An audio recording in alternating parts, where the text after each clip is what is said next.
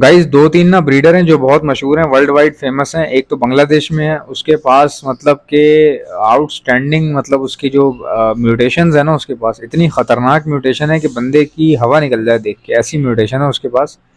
और पता नहीं क्या क्या एमराल्ड रखा हुआ है, पेस्टल फेस और क्रीम क्रस्ट रखा हुआ है उसके पास।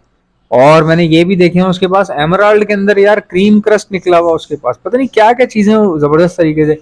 और कहीं तो मैंने उसके पास एमराल्ड फेलो देखे, मतलब एमराल्ड ऐसे हैं जिनकी आंखें ही लाल हैं। तो आप अंदाजा लगा लें, बांग्लादेश में है और एक इंडिया में है, उसके पास अच्छी म्यूटेशन है, लेकिन बांग्लादेश वाले के पास बहुत ही डिफरेंट, मतलब कि बहुत बेहतरीन रिजल्ट है उसका। अच्छा, एक जो है वो भाई मेरे ख्याल से फॉरेनर है, वो यहाँ का नहीं है, एशिया का नहीं है, एशिया के अलावा बाहर से कहीं ब्रीडर है वो। तो क्या बात करने का मकसद ये है कि जिसने इतनी म्यूटेशन रखी हुई हो उसकी क्या वजह होगी, आप मुझे बताएं। एक आदमी ने इतनी खतरनाक म्यूटेशन रखी हुई है बांग्लादेश में, इसकी वजह क्या होगी? मैं बताता हूँ वजह क्या है। देखें, वजह ये है कि उसके पास ब्रीड जो है ना, अंधाधुंध ब्रीड आ रही होगी। जाहिर सी बात है, ब्रीड आ रही होगी तो ही वो इतनी इन्वेस्टमेंट या कोई इस तरह के काम कर रहा है ना। फिर दूसरी बात ये, बांग्लादेश में आपको या इंडिया में भी कोई कॉकटेल की म्यूटेशन नहीं मिलेगी, क्रीम कॉकटेल ही शॉर्ट हुआ है। ये जो इंडिया है ना, इंडिया और बांग्लादेश, यहाँ से इनो और क्रीम कॉकटेल शॉर्ट हुआ इतना आसानी से मिलता नहीं है। ठीक है, ग्रे मिल जाते हैं, ग्रे भी दो दो नर लोग दे रहे होते हैं पेयर बता के। इंडिया में बहुत ही बुरा हाल है जेंडर के हवाले से, क्योंकि बहुत सारे लोग ऐसे ही बस शौक है लेकिन नॉलेज नहीं है डीपली, और इसी तरह बिक रहा है पूरे इंडिया में। सीन यही चल रहा है, दो दो मेल दे दिए, दो पट्ठे दे के बोला पेयर है, ढाई ढाई महीने के पट्ठे किसी को दिए हुए। मुझे इतनी कॉल आती है इंडिया से, मैं आपको बता नहीं सकता, क्योंकि मेरा काम कॉकटेल के हवाले से है। तो कॉकटेल की जो फैन फॉलोइंग है ना, वो इंडिया में बहुत ज़्यादा है, और मेरा चैनल जो है वो चला ही, समझ लें कि आधी पॉपुलेशन इंडिया की ही उसमें जो है वो वहाँ से मुझे मिली, क्योंकि कॉकटेल उनको बहुत पसंद है। तो मुझे इतने फ़ोन आते हैं, इतने व्हाट्सएप पे भाई मेरे नंबर पे कॉलें आ जाती हैं इंडिया से। अब आप अंदाज़ा लगाएं, कई बार तो मैंने समझाया भी है भाई ना किया करें, आपको पता है हालात कैसे हैं। तो खैर बहरहाल वो कॉकटेल के फ़ैन है तो वो देखते नहीं है भाई, व्हाट्सएप पे नहीं उठाए तो कोई बंदा सीधा मोबाइल पे कॉल मार देते हैं। अच्छा, अब सीन क्या है कि इंडिया में अगर एक बंदे ने म्यूटेशन पे काम कर रहा है, ठीक है, पूरे इंडिया में म्यूटेशन अवेलेबल नहीं है, बट उस बंदे के पास पता नहीं अजीबो गरीब किस्म के नई नई म्यूटेशंस हैं, तो इसका क्या मतलब है? इसका ये मतलब है उस बंदे की स्ट्रगल है, पता नहीं उसने कहाँ से ली होंगी, हो सकता है बांग्लादेश से इंपोर्ट कर ली हो, ऐसा भी तो हो सकता है, क्योंकि बांग्लादेश और इंडिया करीब करीब है, बॉर्डर का फर्क है। या बांग्लादेश में जो है वो उसके पास कैसे आ गई, मुझे तो ये समझ में नहीं आ रहा कि एक बांग्लादेशी के पास इतनी खतरनाक म्यूटेशन और इतनी कांटेदार म्यूटेशन उसके पास कहाँ से आ गई। अब पता नहीं, हो सकता उन्होंने इम्पोर्ट क्यों एक दौर में या जो भी है, लेकिन in the end of the day बात यह है कि भाई उसके पास ब्रीड आ रही है तो वो रख के बैठे हुए हैं, इतनी इतनी ब्रीडिंग आ रही है। ठीक है, हैंड फीड के बच्चे अलग चल रहे हैं, जिनके पेरेंट्स थोड़ा बहुत भी तंग करते हैं उनको हैंड फीड पे फौरी तौर पर उठा लिया जाता है। अब एमराल्ड के पेयर हैं, ब्रीड कर रहे हैं, लेकिन बच्चे अगर नहीं पाल रहे तो उनको खत्म फारिग तो नहीं किया जा सकता ना। अगर बच्चे तो दे ही रहे हैं ना, मशीन तो बने हुए हैं वो, तो उनके बच्चे फॉस्टर मार देते हैं या उनको हैंड फीड पे उठा के इस तरह वो ब्रीडर बड़े कर देते हैं। लेकिन भाई नो डाउट लाट की लाट भरी हुई है। अब वजह क्या है? वजह सिर्फ इतनी सी है कि भाई बांग्लादेश में, इंडिया में और पाकिस्तान में बहुत अच्छी ब्रीड आती है कॉकटेल की आउटडोर के अंदर। बांग्लादेश तो पूरा ही आउटडोर है, इंडोर तो कोई रखता नहीं है। मैंने नहीं देखा बांग्लादेश में किसी ने इंडोर में कॉकटेल रखे हो। बांग्लादेश में इतनी ज़मीन है, इतनी ज़मीन है यार, मतलब पड़ी हुई है समझ लें। हमारे अपने कुछ रिलेटिव हैं जो इंडिया में है, जो बांग्लादेश में है।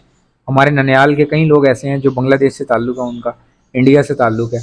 तो वो आज भी कभी व्हाट्सएप पे बात करते हैं, कॉल वॉल करते हैं हमें, मेरी नानी को कॉल करते हैं। तो हम लोग देख रहे होते थे पीछे बैठ के कि किस तरह का है वहाँ पे। यार यकीन करें, इतनी इतनी ज़मीनें, हरियाली, मतलब जिस तरह हमारे यहाँ सियालकोट में एक दौर नहीं होता था कि दूर तक मकान नज़र ही नहीं आते थे, वो सिर्फ जो है ना चावल लगे हुए हैं और दूर तक जो है वो पता नहीं मुख्तलिफ़ किस्म की फसलें लगी हुई हैं। जैसे एक दौर में जो है वो फैसलाबाद हुआ करता था, दूर तक फसलें ही फसलें, मतलब घर कम होते थे और जंगल ज़्यादा होता था। तो बांग्लादेश में ये सीन है, और एरिया खुला है लोगों के पास भाई। बाहर घर जिस आहते बना है वो अलग है, और बाहर का जो एरिया है वो इतना अलग पड़ा हुआ है फारिग। तो जाहिर है हॉबी थी तो कई लोगों को था, इंटरेस्ट भी था और नॉलेज भी थी, तो उन्होंने सेटअप लगाए हैं भाई। बाहर लगे हुए हैं यार, बिल्कुल समझ लें कि ज़मीनों के बीच में। लेकिन मैंने उनके पास जो म्यूटेशन देख ली है ना, यकीन करें, मैं रात को सोने से पहले अगर कोई चीज़ सोच रहा होता हूँ ना कहीं मेरे जहन में वो चीज़ आ जाती है। मतलब इतनी खतरनाक लेवल की म्यूटेशंस हैं उनके पास, नेक्स्ट लेवल भाई। मैंने आज तक किसी वियतनामी के पास नहीं देखी, मैंने किसी सिंगापुरियन के पास नहीं देखी, मैंने किसी थाई थाई सिटी में नहीं देखी इस तरह की म्यूटेशंस। और ना मैंने जो है वो एक और भी एक जगह है, पता नहीं क्या कहते हैं उसको, फिलिपाइन में मैंने नहीं देखी, बेल्जियम में, रशिया में, यूके में मैंने कहीं पर भी नहीं देखी भाई इस तरह की। और ब्रीडिंग का तरीका किस तरह का इस्तेमाल कर रहे हैं भाई, उनके बॉक्स के साइज में आपको बताना, असल मकसद था साइज बताना आपको। और ये जो पूरी मैंने आपको बैकग्राउंड बताया ना, ये इसीलिए बताया कि बॉक्स का साइज का सुन करना आपको आइडिया अंदाजा हो जाएगा कि उनके पास जगह कितनी होगी। भाई 1 foot by 1 foot, 1 by 1 foot के तो उनके बॉक्सेस हैं, आप यकीन नहीं करेंगे। 1 बाय 1 फुट, कई लोगों के तो मैंने भाई 1.5 बाय 1.5 फुट के तो बॉक्सेस देखे हैं, मैंने मजाक नहीं कर रहा। मैंने यूके में और एक पता नहीं कोई इंडिया में कोई बंदा था, उसने 1.5 बाय 1.5 फुट का बॉक्स लगाया हुआ था। और ये कितनी हंसने वाली बात है, 1.5 बाय 1.5 फुट के तो पिंजरे होते हैं, बॉक्स कहाँ से आ गया। उसने 1.5 बाय 1.5 का बॉक्स लगाया हुआ था भाई, लेकिन फिर उनके बच्चों के साइज बिल्कुल डिफरेंट, और एग्जीबिशन कॉकटेल भी उसमें चल जाता है 1.5 बाय 1.5 फुट में। तो मैं आपको यही मशवरा दूंगा कि भाई 1 बाय 1 फुट कम से कम होना चाहिए। ये देखें कितने आराम से बैठे हैं, और आगे भी लंबी लाइन है इसके ना बॉक्स के। तो बॉक्स, और कई लोगों की साइकोलॉजी ये होती है कॉकटेल ब्रीडिंग के हवाले से कि पिंजरे का साइज बेशक नॉर्मल हो, लेकिन बॉक्स का भले पिंजरे के जितना ही हो तो कोई इशू नहीं है। जैसे कई लोगों को मैंने देखा जो खासकर तुर्की में मैंने देखा कि पिंजरे बहुत छोटे हैं उनके, 1.5 बाय 2 फुट का पिंजरा है उनका, ठीक है। और 1.5 बाय 2 फुट भी नहीं, मेरे ख्याल से 1.5 बाय, हाँ 1.5 बाय या 1 बाय 2 फुट के पिंजरे हैं उनके, 1 बाय 2 फुट के पिंजरे हैं उनके। और बॉक्स जो है वो लगा हुआ है 1 बाय 1 फुट का बाहर से। तो बॉक्स तो बहुत ज्यादा बड़ा है लेकिन पिंजरा छोटा है। तो उनको इतनी सेंस है कि यार बॉक्स में ना अंदर बच्चों के होते हुए बड़ा मुश्किल हो जाता है, हर पेयर जो है ना संभालता नहीं है फिर बच्चे अपने। तो ये है, कुछ पेयर ढीठ होते हैं, आपने नोट किया होगा, भले बॉक्स छोटा हो कोई भी मसला हो, उनके बच्चे भी सही निकल रहे होते हैं, वो पाल भी सही रहे होते हैं, खाना भी वो हर वक्त सही खा लेते हैं, मतलब वो पेयर तंगी नहीं करते। तो बहुत सारे पेयर ऐसे भी हैं जो तंगी नहीं करते, जिनमें कोई मसले मसाइल आते ही नहीं है। लेकिन बहुत सारे पेयर ऐसे हैं जो कभी कभार आपको तंग कर सकते हैं, टाइम वेस्ट कर सकते हैं आपका। तो उसके लिए बॉक्स ऑलरेडी आप बड़े डिजाइन करें। अब जाहिर सी बात है किसी ने 1-2 पेयर लिए हैं तो वो बेचारा क्या करेगा, ठीक है बड़े बॉक्स लगा देगा, शौक पूरा कर लेगा। लेकिन जो लोग सेटअप चला रहे हैं उनको तो ये बहुत ध्यान में रखनी पड़ेगी चीज़, क्योंकि यार मैंने उसकी म्यूटेशन देख के ना मेरा तो अभी तक दिमाग ही घूमा हुआ है, ऐसी ऐसी म्यूटेशन हैं उसके पास। तो बॉक्स देख लें कितने बड़े लगाएं, अब आप अंदाज़ा लगाएं पिंजरे कितने बड़े होंगे, और उसके पास ओवरऑल टोटल सेटअप पे जो जगह है वो कितनी बड़ी होगी।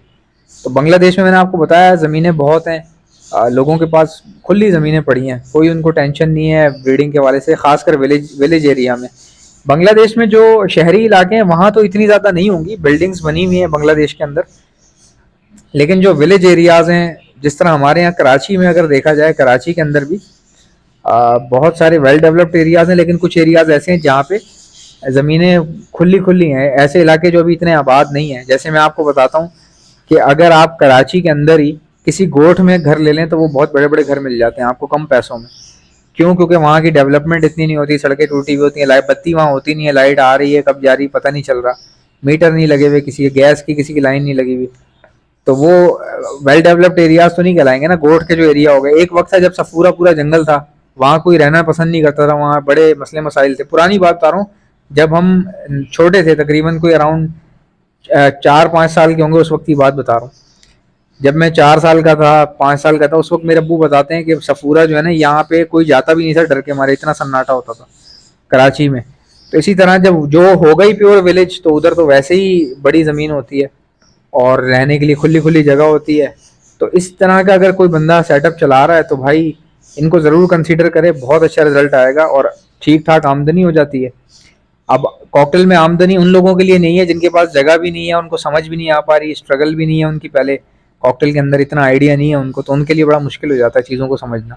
जैसा कि आप जानते हैं ब्रीडिंग सीजन आ चुका है, अगर आप में से किसी को बर्ड्स के लिए ब्रीडिंग मल्टीविटामिन चाहिए तो आप ऑर्डर पर मुझसे मंगवा सकते हैं। मैं all over the Pakistan supply करता हूँ। ऑर्डर करने का तरीका बताता हूँ, पहले सुन ले मेरे पास क्या क्या चीज़ें। हमारे पास ब्रीडिंग मल्टीविटामिन है, calcium plus vitamin D liquid है, प्रोटीन लिक्विड है हमारे पास, इलेक्ट्रोलाइट्स होते हैं हमारे पास, गर्मी बहुत ज़्यादा है, बर्ड्स को इलेक्ट्रोलाइट्स की जरूरत पड़ती है, तो ये भी आपको हमारे पास से मिल जाएंगे। बच्चों को, चिक्स को बचाने के लिए डॉक्सीसाइक्लिन का इस्तेमाल किया जाता है, ये भी आपको हमारे पास से मिल जाएगी। और खाली चिक्स को बचाने के लिए नहीं, ये सेहतमंद बर्ड्स को दी जाती है। अपने पूरे सेटअप पे 6 दिन का कोर्स करवाया जाता है हर महीने, तो ये बहुत अच्छी होती है। और कोई बर्ड बाहर से लाए तो उसको भी समझ लीजिए जरासीम से पाक करने के लिए, या बैक्टीरियल इन्फेक्शन अगर वो अपने साथ लाया है उसको खत्म करने के लिए भी यही 6 दिन का कोर्स करवाया जाता है डॉक्सीसाइक्लिन का।